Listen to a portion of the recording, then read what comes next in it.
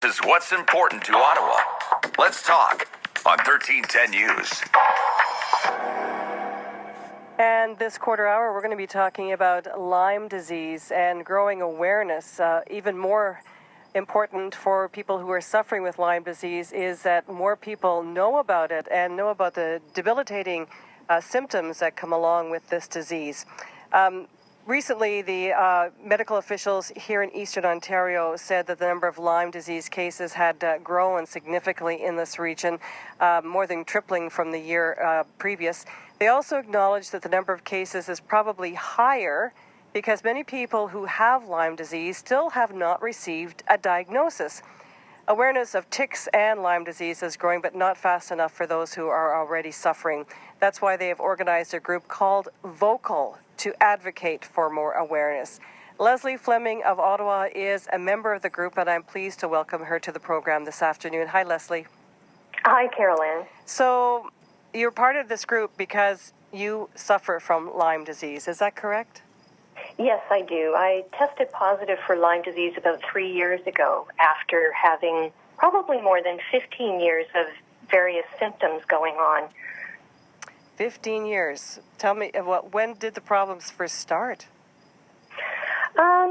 Well, see, with symptoms of vertigo, and I would experience vertigo symptoms when I would fly, when I, be at any sort of height over 10 stories, while driving in a car, even walking down the street or even sitting in a chair, spells of dizziness and vertigo and nausea would come on.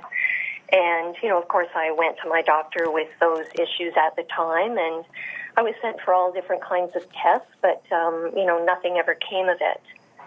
And then over the years, a number of other symptoms started to crop up, like joint aches and pains, and also a growing overall sense of malaise and chronic fatigue that just got progressively worse as the years went on.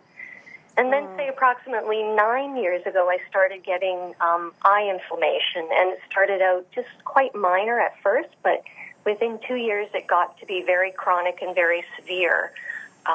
So it was that issue in particular that drove me to try and figure out what exactly was going on. So you'd gone to the doctors over the years with all these symptoms, and what were they telling you? Well, I was sent to rheumatologists, I was sent to ophthalmologists because of my eye issues, and nobody could pinpoint a diagnosis of anything. So when the eye inflammation got to be so chronic and severe, I chose to go the naturopathic route, and it was through a naturopathic doctor that I was sent for Lyme disease testing. I did get tested for Lyme disease here in Ottawa as well, and my test results came back negative, but I, learned quickly after that the testing here in Canada is not very accurate, and most people do test negative, even though they may be positive. And the naturopathic doctor that I ended up going to see sent me for testing through a private lab in the States, and my test results came back positive from that lab. Okay, I got a couple questions out of that one. Mm-hmm. First of all, were you aware of Lyme disease, and did you ever consider that 15 years ago you may have been bitten by a tick? Because that's really the only way you can get Lyme, right? Well, there are other lesser known and lesser researched ways of getting Lyme disease. Oh, I didn't know that. Okay. Yeah, I certainly don't ever remember being bitten by a tick, but if you consider how tiny even adult ticks are, and then how much, much smaller baby or nymph ticks are, they could be the size of a poppy seed, a person would never know that they've had one on them and been bitten, right? Yeah. So tell me, what's wrong with the Canadian testing for Lyme disease, or do we know? Well, with the Canadian testing, the standard testing here is a two-tiered type testing, and the first type is called an ELISA test, and that tests for an immune response to the Lyme bacteria. Most people that have Lyme disease have a very suppressed immune system, so our immune systems don't respond to that type of testing at all. Another issue with the standard testing here in Canada is that only one or two strains of the Lyme bacteria are tested for, and there are many strains, like some doctors will tell you there's over 100 strains of Lyme disease worldwide. So it's very hard to pinpoint. So if you test positive, so if you test negative here in Canada with the ELISA test, you don't get sent for the second type of the testing, which is called the Western blot. And the private lab that I was sent to in the States skips the ELISA testing initially and goes right to a Western blot, and they do an expanded Western blot where they test for approximately 10 different strains of the Lyme bacteria and the most common ones that are found in North America. Mm-hmm. So do you know exactly what you're suffering with? In terms of which strain? Yeah? Yeah, no, I don't. I'm sure I could, get that result, but I don't have that. But it's just relief knowing that you know now what's causing your symptoms. Yes, absolutely. And when I tested positive, I really knew nothing about Lyme disease. I'd heard of it. I had no idea how to get it, except I had heard that it's not something you want to get. Oh, yeah. You know that firsthand. Yes. Yeah. Yes, so, I do. So you're part of a group now. You would like more people to understand the seriousness of this and advocate for more treatment. Tell me, first of all, VOCAL, how it got organized. What does it stand for? VOCAL stands for Voices of Canadians About Lyme Disease, and it came about because a fairly large group of us living with Lyme disease from all across Canada attended a conference here in Ottawa in mid-May, and that conference was put on by the federal government to create a federal framework for Lyme disease in Canada. So that conference fueled us up, fired us up. It got us all motivated to try and get the word out more, get more education, get better treatment for us, and so on and so forth. So the idea of VOCAL came about from that. And our plan is to have a nationwide event that happens next June 3rd in all capital cities across the country as an awareness event for Lyme disease and the issues surrounding it. Is it frustrating for you that the sufferers have to take this initiative on?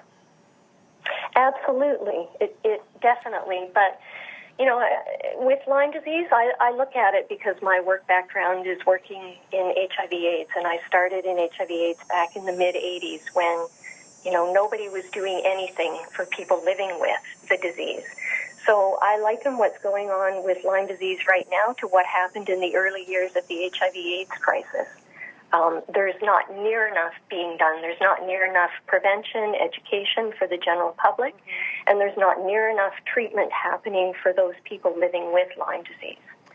Right now, the standard in care in Canada is for people that have what I would call chronic Lyme disease or have been living it for a longer period of time. We have to travel to doctors in the United States and pay out of pocket for treatment.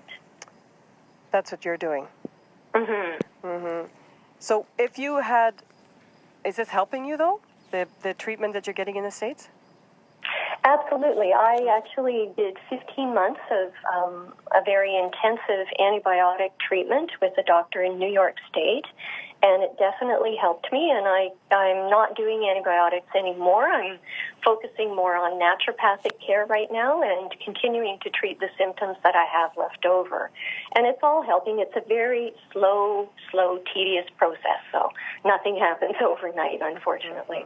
You believe some of this could have been alleviated had you known more about it if the testing was more accurate here in Canada and the treatment more targeted? Absolutely. For people that are newly infected, what we call acute Lyme cases, if they are given the appropriate antibiotic treatment right away, then the chances of them not developing symptoms, years on down the road are greater, much greater, that, they won't suffer down the road, for sure. Leslie, if people are interested in joining VOCAL, getting more information, how can they do that? Well, we'd really like more help from the general public in organizing this event, and absolutely we would like the general public to come out and join our event next June 3rd. I don't know if you'd like I'm not the coordinator of our Ottawa group, but I'm part of the group, and I can certainly pass on the name and contact information of our coordinator to anybody that's interested. But if people Google Vocal, VOCAL, will they find out more? They will. Right now, okay. Vocal has a Facebook page, and the general public is certainly welcome to join that Facebook page right now, and they'll receive updates as to what's going on. Leslie, I want to thank you for your time today, and continue to fight the good fight. I'm glad that you have a diagnosis and you're feeling better. And if we can talk more about this, perhaps we could prevent people from going through what you have. Yes, absolutely. Thank you very much, Carol Ann, for your interest in this issue. Oh, my pleasure. Thanks so much. Thanks. Bye-bye. That's Leslie Fleming. She's been a chronic sufferer with Lyme disease more than 15 years, and she's now a member of the group Vocal. That's VOCAL. Google it. There is a Facebook page. Going to take a little break. When we come back, can you kick